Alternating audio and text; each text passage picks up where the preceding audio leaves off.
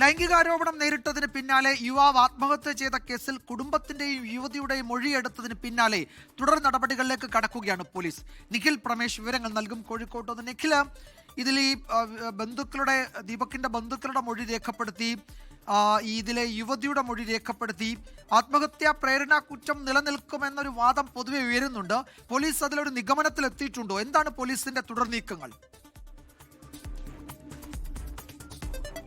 വിജയകുമാർ, ഇന്നലെ ഈ യുവാവിന്റെ മരണം റിപ്പോർട്ട് ചെയ്യപ്പെട്ടതിനു പിന്നാലെ പോലീസ് ഒരു മെല്ലെപ്പോക്ക് ഇതിൽ കാണിച്ചിട്ടുണ്ട് എന്നുള്ള കാര്യം വ്യക്തമാണ്.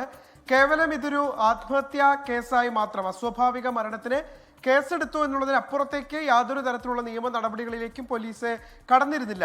ഇന്നിപ്പോൾ കമ്മീഷണർ ഓഫീസിലെത്തി നേരിട്ട് ദീപകിന്റെ കുടുംബം പരാതി നൽകുകയും പിന്നീട് ഇത് ഒരു രാഷ്ട്രീയ പ്രവർത്തകരടക്കം ഈ വിഷയം ഏറ്റെടുക്കുകയും ചെയ്തതിന് പിന്നാലെയാണ് ഇന്ന് മെഡിക്കൽ കോളേജ് SI ദീപകിന്റെ വീട്ടിലെത്തുകയും ഏതാണ്ട് 1 മണിക്കൂറോളം സമയമെടുത്ത് ദീപകിന്റെ മാതാപിതാക്കളുടെയും അടുത്ത സുഹൃത്ത് അഷ്കറിന്റെയും മൊഴി രേഖപ്പെടുത്തുന്ന സാഹചര്യം ഉണ്ടായിട്ടുള്ളത്.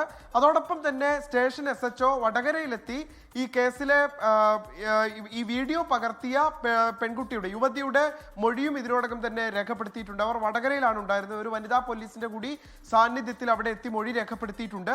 എന്തായാലും ഈ കേസുമായി പോലീസ് മുന്നോട്ട് തന്നെ, അതായത് ഇത്രയധികം മാധ്യമങ്ങളും മറ്റും ഏറ്റെടുത്ത പശ്ചാത്തലത്തിൽ പോലീസിന് വിമർശനം ഉയരുന്ന സാഹചര്യത്തിൽ, ഈ യുവതിക്കെതിരെ അതിരൂക്ഷമായിട്ടുള്ള വിമർശനങ്ങൾ ഉയരുന്ന സാഹചര്യത്തിൽ ഇപ്പോൾ മന്ത്രിതലത്തിൽ നിന്നടക്കം യുവതിയുടെ ഭാഗത്ത് പിഴവുണ്ടായിട്ടുണ്ടെങ്കിൽ അക്കാര്യം പരിശോധിക്കണമെന്നുള്ള അന്വേഷണം നടക്കണമെന്നുള്ള ആവശ്യം ഉയരുന്ന പശ്ചാത്തലത്തിൽ പോലീസ് മുന്നോട്ട് തന്നെ പോകുന്നുണ്ട്. ദീപകിന്റെ കുടുംബം നിയമ നടപടികളുമായി മുന്നോട്ട് പോകുമെന്ന് തന്നെയാണ് ഉറപ്പിക്കുന്നത്. ഒരു അടി പോലും തങ്ങൾ പുറകോട്ടില്ല. തങ്ങളുടെ മകന് നീതി കിട്ടണം, മരണശേഷമെങ്കിലും നീതി കിട്ടണം എന്നുള്ളതാണ് ആ കുടുംബം ഒന്നടങ്കം ആവശ്യപ്പെടുന്നത്. അമ്മയുടെ കണ്ണീരൊക്കെ നമ്മൾ ഇന്ന് ഈ പോലീസ് വന്ന ഘട്ടത്തിലുമൊക്കെ നമ്മൾ കണ്ടതാണ്. അവർക്ക് എത്രത്തോളം വലിയ വേദനയാണ് ഉണ്ടായിട്ടുള്ളത് എന്നുള്ള കാര്യത്തിൽ യാതൊരു തർക്കവുമില്ല. നമ്മളിപ്പോൾ ഇന്നലെ ഈ സംഭവം നടന്നതിന് പിന്നാലെ മുതൽ ആ വീട്ടിൽ എത്തുമ്പോൾ അവിടെയുള്ള ആളുകളുമായൊക്കെ സംസാരിക്കുമ്പോൾ ഒരാൾ പോലും ദീപകിനെ കുറിച്ച് ഇത്തരത്തിലുള്ള അനുഭവങ്ങളൊന്നും തന്നെ ഏതെങ്കിലും ഒരു കോണിൽ നിന്നൊരു പരാതി ഉയർന്നതായി ആരും പറഞ്ഞു കേട്ടിട്ടില്ല.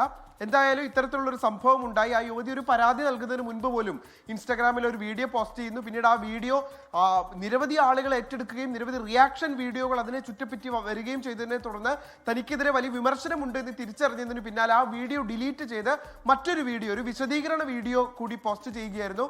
ഈ വീഡിയോയിൽ അതിരൂക്ഷമായ വിമർശനങ്ങളാണ് ദീപകിനെതിരെ ഉന്നയിച്ചിരുന്നത്. ഈ വീഡിയോ കണ്ടതിന് പിന്നാലെയാണ് ദീപക് വളരെയധികം മനം നൊന്ത് ആ രാത്രിയിൽ തന്റെ ജീവനൊടുക്കുന്ന സാഹചര്യം ഉണ്ടായത്. വിജയകുമാർ. യെസ് നിഖില്, നമ്മൾ പറഞ്ഞുകൊണ്ടിരിക്കുന്നതിനിടയിൽ വളരെ പ്രധാനപ്പെട്ട വിവരം ആ വിഷയത്തിൽ വരുന്നുണ്ട്.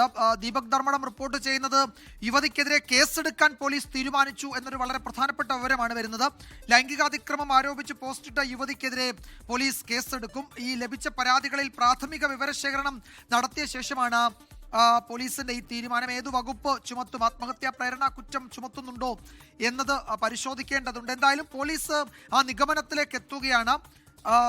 കേസെടുക്കാം, യുവതിക്കെതിരെ കേസെടുക്കാമെന്ന ആ നിഗമനത്തിലേക്ക് പോലീസ് എത്തുകയാണ്. ദീപക് ധർമ്മടം ആ പ്രധാനപ്പെട്ട വാർത്തയുടെ വിശദാംശങ്ങളുമായി ചേരുന്നു. ദീപക്, എന്താണ് പോലീസിന്റെ നിഗമനം? ഈ ആത്മഹത്യാ പ്രേരണ കുറ്റം ചുമത്തി ഈ യുവതിക്കെതിരെ കേസെടുക്കാനാണോ പോലീസ് ഉദ്ദേശിക്കുന്നത്? വിജയകുമാർ, പോലീസിന്റെ തീരുമാനം അത്തരത്തിലാണ്. അതായത് ഒരു കേസ് യുവതിക്കെതിരെ എടുക്കണം എന്നുള്ള നിലപാടിലേക്ക് പോലീസ് എത്തിയിരിക്കുന്നു. നേരത്തെ ഈ അസ്വാഭാവിക മരണത്തിനുള്ള FIR-ൽ അന്വേഷണം നടത്തുക മാത്രമായിരുന്നു തീരുമാനം. എന്നാൽ അതിൽ നിന്നും വ്യത്യസ്തമായി യുവതിയെ പ്രതി ചേർത്തുകൊണ്ട് കേസെടുക്കാനുള്ള ആലോചനയിലേക്കാണ് പോലീസ് തലപ്പത്ത് നിന്നും കടന്നിരിക്കുന്നത്. അതിൽ ഏറ്റവും പ്രധാനപ്പെട്ട കാര്യം, ഈ പരാതിയിൽ പ്രാഥമികമായ വിവരശേഖരണം നടത്തിയപ്പോൾ ഈ യുവതിക്ക് എതിരായ ചില വിവരങ്ങൾ പോലീസിന് ലഭിച്ചു. പ്രത്യേകിച്ചും കുടുംബം ആരോപിച്ചിരുന്നു, ബന്ധുക്കൾ ആരോപിച്ചിരുന്നു. ഇതിൽ പ്രാഥമികമായ പരിശോധന നടത്തി.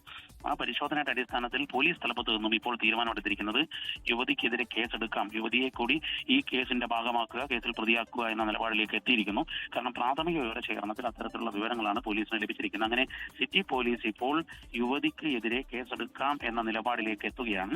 നമുക്ക് ലഭ്യമാകുന്ന സൂചനയനുസരിച്ച് അധികം വൈകാതെ തന്നെ ഒരു FIR രജിസ്റ്റർ ചെയ്യാനുള്ള സാധ്യത, നാളെയാകുമ്പോഴേക്കും ഒരു പുതിയ FIR രജിസ്റ്റർ ചെയ്യുകയോ അല്ലെങ്കിൽ ഈ കേസിൽ തന്നെ യുവതിയെ പ്രതിയാക്കുകയോ ചെയ്യുന്ന രീതിയിലേക്ക് കാര്യങ്ങൾ എത്തുന്നു. ഏതായാലും പോലീസിന്റെ നേരത്തെയുള്ള നിലപാട് മാറ്റിക്കഴിഞ്ഞിരിക്കുന്നു. ആ നേരത്തെയുള്ള നിലപാട് ഒരു പ്രത്യേകം പ്രതി ചേർക്കൽ ഇപ്പോൾ വേണ്ട, പിന്നീടുള്ള തുടരന്വേഷണത്തിൽ കാണുന്നതിനനുസരിച്ച് തീരുമാനിക്കാമെന്നാണ്. പക്ഷേ എന്നാൽ ലഭിച്ച പരാതിയുടെ അടിസ്ഥാനത്തിൽ ഒരു പ്രാഥമികമായ അന്വേഷണം, വിവരശേഖരണം നടത്തി അതിന്റെ അടിസ്ഥാനത്തിൽ FIR ഇടാം എന്ന നിലപാടിലേക്ക് പോലീസ് എത്തിയിരിക്കുന്നു എന്നുള്ളതാണ് നമുക്ക് ലഭിക്കുന്ന വിവരം. വിജയകുമാർ. യെസ്, വളരെ പ്രധാനപ്പെട്ടതാണ് ആ വിവരം. യുവതിക്കെതിരെ പോലീസ് കേസെടുക്കും. ഈ യുവതി സമൂഹ മാധ്യമ പോസ്റ്റ് ഇട്ടത് അതിൽ ഏതെങ്കിലും തരത്തിൽ വസ്തുതയ്ക്ക് നിരക്കുന്നതാണോ ആ പോസ്റ്റ് എന്നൊക്കെ ഉള്ളതിൽ പോലീസിന് ചില സംശയങ്ങളുണ്ട്.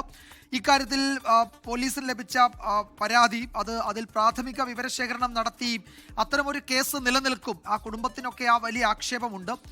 ലോകത്തെവിടെയായാലും ഏത് സമയത്തും 24 വാർത്തകളും ഓഗ്മെന്റഡ് റിയാലിറ്റി പാക്കേജുകളും എക്സ്പ്ലെയിനറുകളും വിശദമായി കാണാൻ ഞങ്ങളുടെ യൂട്യൂബ് ചാനൽ നിങ്ങൾക്ക് സബ്സ്ക്രൈബ് ചെയ്യാം.